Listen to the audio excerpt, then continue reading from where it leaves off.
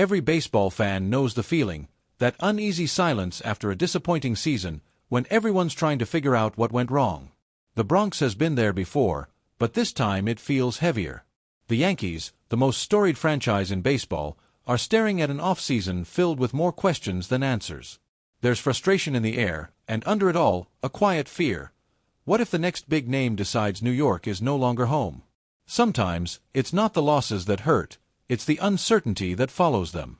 When the final out dropped and the Yankees' playoff hopes evaporated, a familiar ache returned to Yankee Nation. For a team built on expectations of greatness, mediocrity feels like a betrayal. But this off-season, there's no time for self-pity, it's about redemption. The front office knows it. The fans demand it. The mission is clear: rebuild, retool, and reignite that fire before 2026. But in a roster full of heavy contracts and fading promises, even the smallest decision could reshape the team's future. Among all the questions the Yankees face, one stands out like a fastball down the middle: Cody Bellinger. He arrived in the Bronx with hope, power, and the kind of swing that could make Yankee Stadium erupt. But now, he holds the power to decide his fate. With an opt-out clause dangling like a loaded bat, Bellinger is expected to test the open market.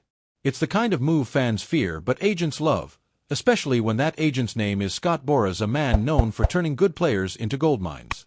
If there's one thing Yankees fans despise, it's losing, especially to the Mets. But that might be the next headline. Reports predict Bellinger could leave the Bronx and sign in Queens, a twist that would sting almost as bad as last year's Juan Soto drama. The Mets, armed with cash and ambition, are circling like sharks. Do the Yankees need to make a stand, or is it time to move on?